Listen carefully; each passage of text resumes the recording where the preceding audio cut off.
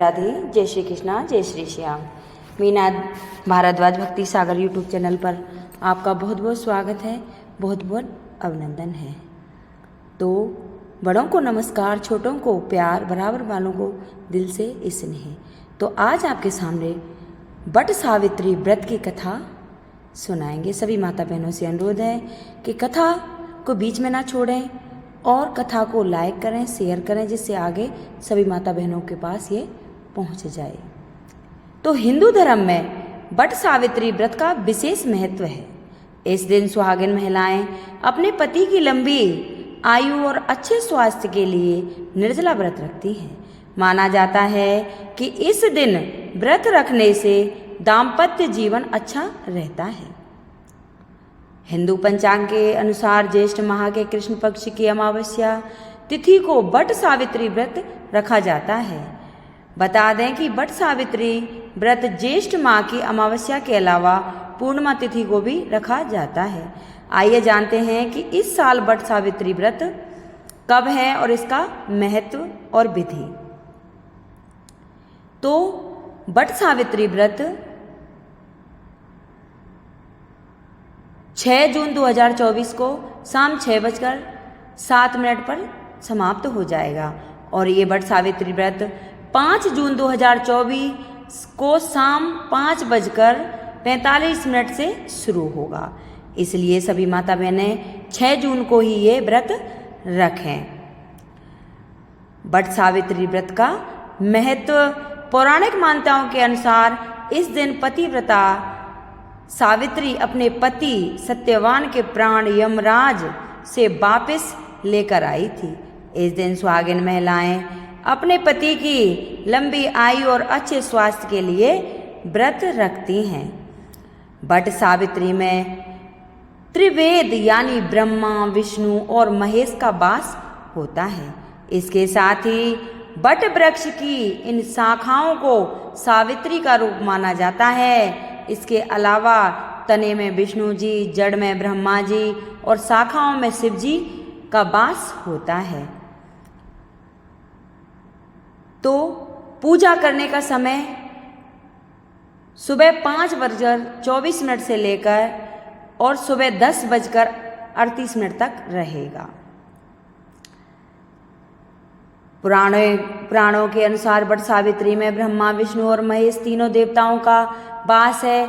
इसके नीचे बैठकर पूजा, व्रत, कथा सुनने से सभी मनोकामना पूरी होती हैं। भगवान बुद्ध को इसी वृक्ष के नीचे ज्ञान प्राप्त हुआ था।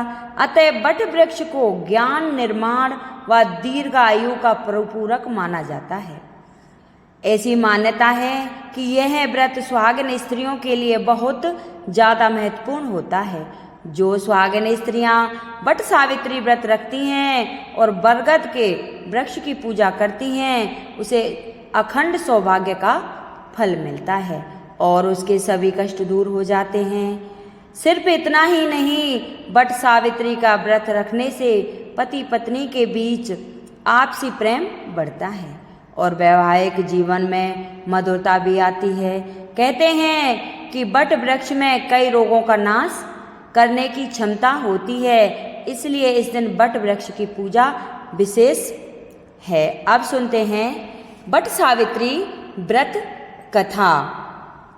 तो राजसी अश्रपति की एक संतान थी जिसका नाम था सावित्री। सावित्री का विवाह राजा धूमत्सेन के पुत्र सत्यवान के साथ हुआ था। नारद जी ने अश्रपति को सत्यवान के गुण और अर्धात्मा होने के बारे में बताया था, लेकिन उन्हें यह भी बताया था कि सत्यवान की 1 साल बाद मृत्यु हो जाएगी। पिता ने सावित्री को काफी समझाया, लेकिन उन्होंने कहा कि वह सिर्फ सत्यवान से ही विवाह करेगी और किसी से विवाह नहीं करेगी। सत्यवान अपने माता पिता के साथ वन में रहते थे। विवाह के बाद सावित्री भी उनके साथ वन में ही रहने लगी। सत्यवान की मृत्यु का समय पहले ही बता दिया गया था, इसलिए सावित्री से ही उपवास करने लगी थी। सत्यवान की मृत्यु का दिन आया तो वह लकड़ी काटने के लिए जंगल में जाने लगा। सावित्री ने कहा कि आपके साथ जंगल में मैं भी जाऊंगी। जंगल में जैसे ही सत्यवान पेड़ पर चढ़ने लगा तो उसके सिर में तेज दर्द हुआ और वह वृक्ष से आकर नीचे सावित्री की गोद में सिर रखकर लेट गया। कुछ समय बाद सावित्री ने देखा कि यमराज के दूत सत्यवान को लेने आए हैं। सावित्री पीछे पीछे यमराज के चलने लगी। जब यमराज ने देखा कि उनके पीछे कोई आ रहा है तो उन्होंने सावित्री को रोका और कहा, तुम्हारा साथ सत्यवान का धरती पर अब तक ही था। सत्यवान को अपना सफर अकेले ही तय करना होगा। सावित्री ने कहा, मेरा पति जहाँ जाएगा मैं भी वहीं उनके साथ चलूंगी। यमराज सावित्री के पतिव्रता धर्म से प्रसन्न हुआ और उन्होंने एक वरदान मांगने को कहा। सावित्री ने अपने सास ससुर की आंखों की रोशनी मांग ली। यमराज ने वर देकर आगे बढ़े। फिर से सावित्री पीछे आई, फिर एक और वरदान मांगने को कहा। तब सावित्री ने कहा कि मैं चाहती हूँ मेरे ससुर सास का खोया हुआ राजपाट वापस मिल जाए। यह वरदान देकर यमराज आगे बढ़े। इसके बाद फिर सावित्री पीछे चल पड़ी। तब यमराज ने सावित्री को एक और वरदान मांगने के लिए कहा। उन्होंने कहा कि मुझे सत्यवान के 100 पुत्र का वर दे दो। यमराज ने यह वरदान देकर सत्यवान के प्राण लौटा दिए। सावित्री लौटकर वृक्ष के पास आई और देखा सत्यवान जीवित हो गया है। वह उसे साथ लेकर सास ससुर के पास पहुंची तो उन्होंने नेत्र ज्योति प्राप्त हो गई थी तथा उनका राज्य उन्हें वापस मिल गया था। धार्मिक मान्यताओं के अनुसार माता सावित्री अपने पति सत्यवान के प्राणों को यमराज से छुड़ाकर लाई थी। पूजा विधि। इस दिन पावन दिन सुबह उठकर जल्दी स्नान आदि से निवृत्त होकर लाल या पीले रंग के वस्त्र धारण करें। फिर श्रृंगार करके तैयार हो जाएं। साथ ही पूजन सामग्री को एक साथ एकत्रित कर लें और थाली में सजा लें। घर के मंदिर में धूप दीप प्रज्वलित करें। इस पावन दिन वट वृक्ष की पूजा का विशेष महत्व है। वट वृक्ष के नीचे सावित्री और सत्यवान की मूर्ति रखें। इसके बाद मूर्ति और वृक्ष पर जल अर्पित करें। इसके बाद सभी पूजा सामग्री अर्पित करें। लाल कलावा को वृक्ष से 7 बार परिक्रमा करें और बांध दें।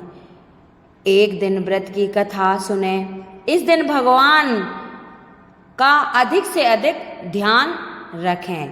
तो पूजा में क्या क्या चीज चाहिए? सत्यवान सावित्री की मूर्ति, बांस का पंखा, लाल कलावा, सूत का धागा, धूप दीप, घी, फल, पुष्प, रोली, ये सारी चीज और सुहाग का सामान, ये सारी चीजें ले जाकर पूजा करें और पूजा करके वर मांगे कि हे भगवान, जैसे उस सत्यवान के प्राण आपने लौटा दिए, ऐसी हमारे सभी के पतियों पर रक्षा करना और उनके सदैव हमें सुहागिन के रूप में बनाए रखना।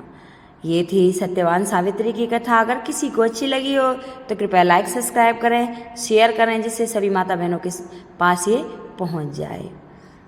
बोली वृंदावन बिहारी लाल की जय।